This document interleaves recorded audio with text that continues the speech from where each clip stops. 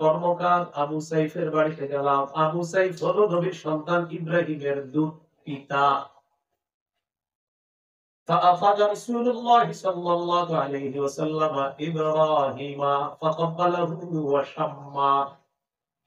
নবীজি ইব্রাহিমকে কোলে নিলেন, কোলে নেওয়ার পর চুমা দিলেন, ওয়াশাম্মাহু ঘ্রাণ দিলেন, নাকে মুখে লাগাইলেন।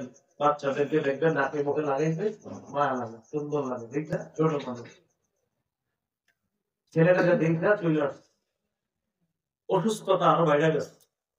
হযরত আনাস বলেন, সুম্মা দাখালনা আলাইহি বাদা যালিকা, আবার আমরা আল্লাহ নবীর সাথে তার বাড়িতে গেলাম, ওই যে কর্মকার আবু সাইফের বাড়ি। যাওয়ার পর ইব্রাহিম ইয়াজুদু বিনাফসিহি, ইব্রাহিম তখন মুমূর্ষ অবস্থা, তার প্রাণটা যাবে যাবে অবস্থা।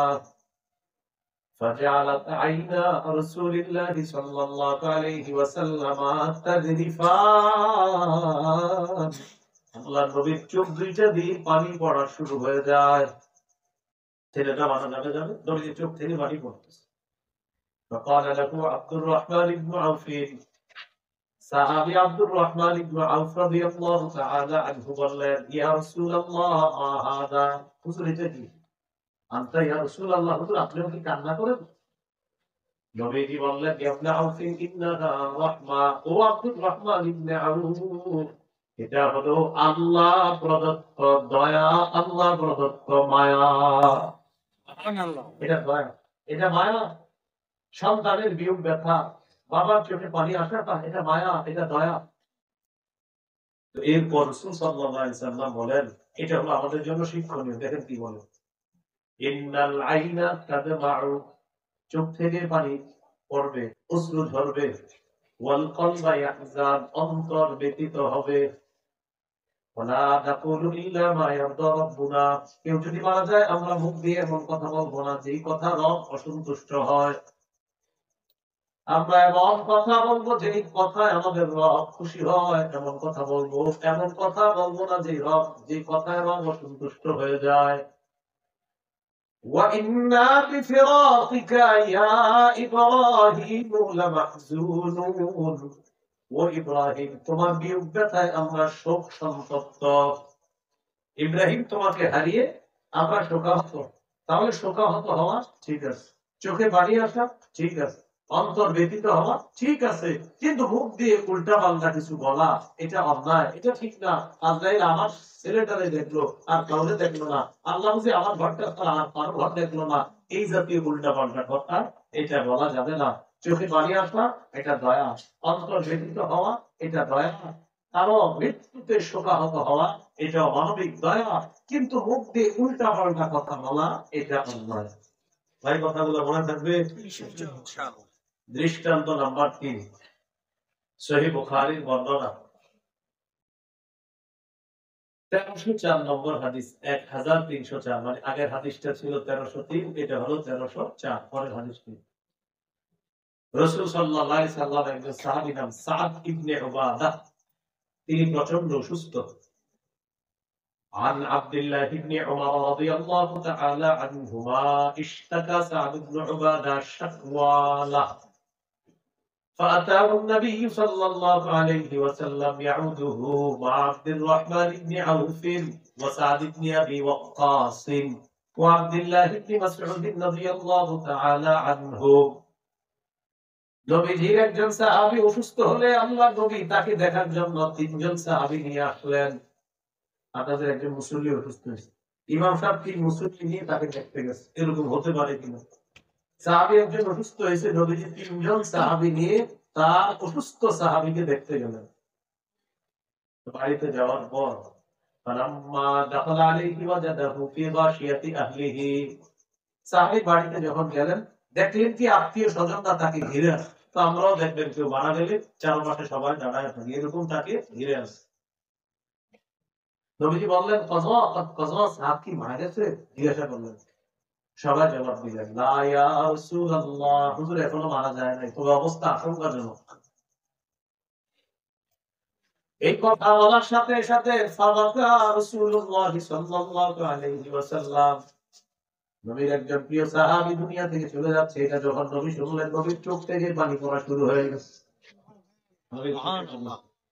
ভাই বুঝবেন কিন্তু কথাগুলা, চোখে পানি আসছে এবার দেখেন এই হাদিসে অনেকগুলা শিক্ষা আছে।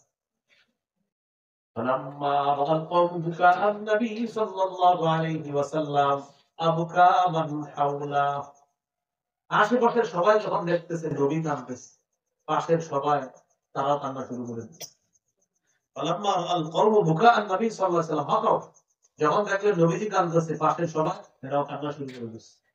এবার নবীজি বলে, রে শোনো, আলা তাসমাউনা ইন্নাল্লাহা লা ইউআযযিবু বিদামইল আইন ওয়ালা বিহুজনিল কলবি ওয়ালাকিন ইউআযযিবু বিহাযা ওয়া আশারা ইলা নিসাই। খুব মন দিয়ে শুনেন কি বলে। শোনো তোমরা, মৃত ব্যক্তিকে আল্লাহ তাআলা চোখের পানির কারণে আযাব দেন না, মৃত ব্যক্তিকে অন্তর ব্যথিত হওয়ার কারণে আযাব দেন না, কিন্তু সবাই বলেন কিন্তু এটার কারণে বলেন, জিহ্বাটা ধরেন, এটার কারণে বলেন, এটার কারণে বলেন আল্লাহ তাআলা মৃত ব্যক্তিকে আযাব দেয়। শিখাইলেন দেখেন, নবীজি বলতেছেন চোখের পানির কারণে আল্লাহ তাআলা আযাব দেন না, অন্তর ব্যথিত হওয়ার কারণে আল্লাহ তাআলা আযাব দেন না, তবে এটার কারণে আল্লাহ তাআলা আযাব দেন, জিহ্বার কারণে আল্লাহ আযাব দেন। উল্টা পাল্টা কথা বলে তখন আযাব দেন। 4-5 মহিলা একসাথে হইয়া ওই পাশের রুমে বসে বসে থাকবে, এখন আজীব ধরনের কবিতা বলে কোন দেশের থেকে বানাইছি যে যাবে, এগুলো বলতে বলতে গাইতে থাকে আহারে অমুক রে তমুক রে বলে বলে আপনার কি আজীবের পদ্ধতির কারিশমা দেখাইতে থাকে। এই যে মুখ দিয়ে এগুলা বলা, এটা বিশেষ নাসাই বর্ণনা আসছে 5103 নম্বর হাদিস। ওয়াকানা ইয়ানহা আনিন নাও, আল্লাহ নবী বিলাপ করে কান্না করতে নিষেধ করছেন। বলেন কি করে? বিলাপ। এরপর নবী বলেন ইন্নাল মাইয়িতা ইউআযাবু বিবুকাই আহলিহি আলাইহি, মৃত ব্যক্তিকে আযাব দেওয়া হয় তার পরিবারের বিলাপ করার কারণে, মৃত ব্যক্তিকে আযাব দেওয়া হয় পরিবারের বিলাপ করার কারণে। আবার বলছি, মৃত ব্যক্তিকে আযাব দেওয়া হয় পরিবারের মানুষগুলা বিলাপ করে কান্না করার কারণে। وكان يضرب فيه وكان عمر يضرب فيه بالعصا ويرمي بالحجارة ويحسيه بالتراب।